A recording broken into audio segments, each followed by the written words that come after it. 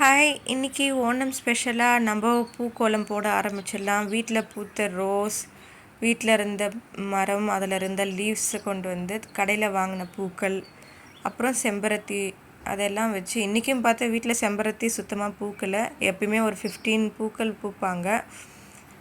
எங்களோட கோலம் எப்படி இருக்குது சொல்லுங்கள். இதுதான் ஃபஸ்ட் டைம் எங்களுக்கு நாங்கள் இந்த ஓணம் கோலமெல்லாம் போடுறது. ஏற்கனவே ஸ்கூல் டேஸில் போட்டிருப்போம், அவ்வளோதானே தவிர்த்து லாங் கேப்புக்கு அப்புறம் இப்போ தான் போடுறோம்.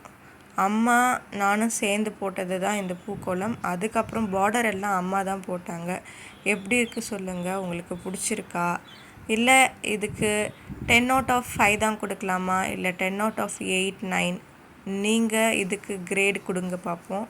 எனக்கு இது ரொம்ப பிடிச்சிருக்கு, நான் இதுக்கு 9 கொடுப்பேன். நாங்கள் போட்ட கோலம் இல்லையா, நல்லா காத்தடிச்சிச்சு, விளக்கு ஏற்றணும், அணைஞ்சு போச்சு. முடிஞ்ச அளவுக்கு எடுத்திருக்கோம் பாருங்கள். அப்புறம் நாங்கள் போட்ட கோலத்தில் இட்லி பூ வச்சுருக்கோம். அது அம்மா ஐடியா. இது நான் இப்படியே விட்டுடலான்னு சொன்னேன், ஆனால் அம்மா அதை வைக்கலான்னு அப்போ தான் அழகாக இருக்குன்னு சொன்னாங்க. உங்களுக்கு எது பிடிச்சிருக்கு? கடைசியாக நான் ஒன்று காமிச்சினேன், அது பிடிச்சிருக்கா இல்லை இதுக்கு முன்னாடி பார்த்ததெல்லாம் பிடிச்சிருக்கான்னு சொல்லுங்கள். காலையில் பிரேக்ஃபாஸ்ட் தோசையும் சட்னியும், காலையிலே லஞ்சு செய்ய ஆரம்பிச்சிட்டோம். பிரியாணி பாருங்கள். இந்த பறவை நான் சொன்னேன்ல, டிஃப்ரெண்ட்டான பறவைகள் எல்லாம் எங்கள் வீட்டுக்கு பக்கத்தில் இருக்கும்னு. இது என்ன பறவைன்றதை கமெண்ட் பண்ணுங்கள். பிரியாணிக்கு எல்லாத்தையும் எடுத்து வச்சாச்சு. வாங்க ஒன் பை ஒன்னாக பார்க்கலாம்.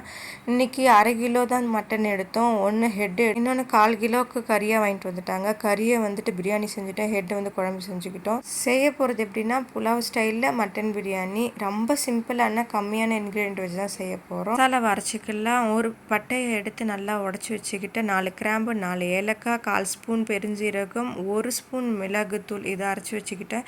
அப்புறம் ஒரு அரை துண்டு இஞ்சி, ஒரு 6-7 பல்லு பூண்டு அதையும் அரைச்சி வச்சுக்கிட்டாச்சு. பாத்திரத்தை எடுத்து வச்சுக்கலாம். பாத்திரத்தில் 3 ஸ்பூன் எண்ணெய், பேலீஃப், பூ, ஏலக்காய், பட்டை, கிராம்பு எல்லாமே ஒன்று போட்டுக்கிட்டாச்சு. ஒரு பெரிய சைஸ் வெங்காயம், 10 பச்சை மிளகாய், தேவையான அளவுக்கு உப்பு, மட்டன் 4 விசில் விட்டு வேக வச்சு எடுத்து வச்சது போட்டாச்சு. 1/2 ஸ்பூன் இஞ்சி பூண்டு விழுது நல்லா கலக்கி விட்டுக்குங்க.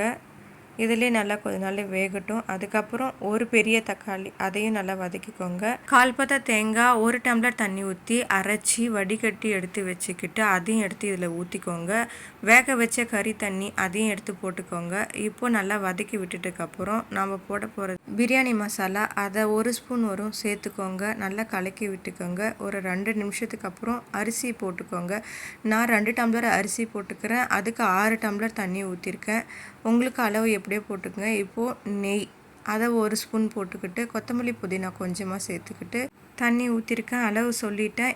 இப்போது ஃபஸ்ட்டு நல்லா ஹை ஃப்ளேமில் விட்டுட்டு அதுக்கப்புறம் மூடி போட்டு கொதிச்சதுக்கப்புறம் நீங்கள் லோ ஃப்ளேமில் வச்சு கல் வச்சு தம் போட்டு ஒரு 10 நிமிஷத்தில் எடுத்திங்கன்னா ரெடி ஆகிடும். இப்போது குழம்புக்கான மசாலா, வெங்காயம் 1, பச்சை மிளகாய் 4, இது கூட மல்லித்தழை, கருவேப்பிலை 1 கொத்து போட்டுட்டு இஞ்சி பூண்டு விழுது 1 ஸ்பூன், தாளிப்புக்கு பட்டை, பூ, 1/2 ஸ்பூன் பெருஞ்சீரகம், அரைச்சி வச்சதை இது கூட கொட்டி நல்லா கிண்டிக்கோங்க.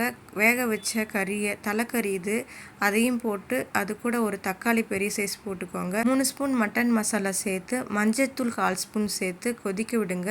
அந்த வேக வச்ச தண்ணி 10 நிமிஷம். நம்மளோட டிஷ் எல்லாம் ரெடி ஆயிடுச்சு. எல்லாமே ரொம்ப குயிக்காக 20 மினிட்ஸ் எல்லாத்தையும் செஞ்சு முடிச்சிடலாம். எல்லாத்தையும் அரேஞ்ச் பண்ணி ஏற்கனவே வச்சுருந்தேன். எல்லாருக்கும் ஹாப்பி ஓணம். உங்களுக்கு ஓணம் எப்படி போச்சுன்றதை கமெண்ட் பண்ணுங்கள். ஹாப்பியாக இருங்க. Bye bye. Subscribe my channel.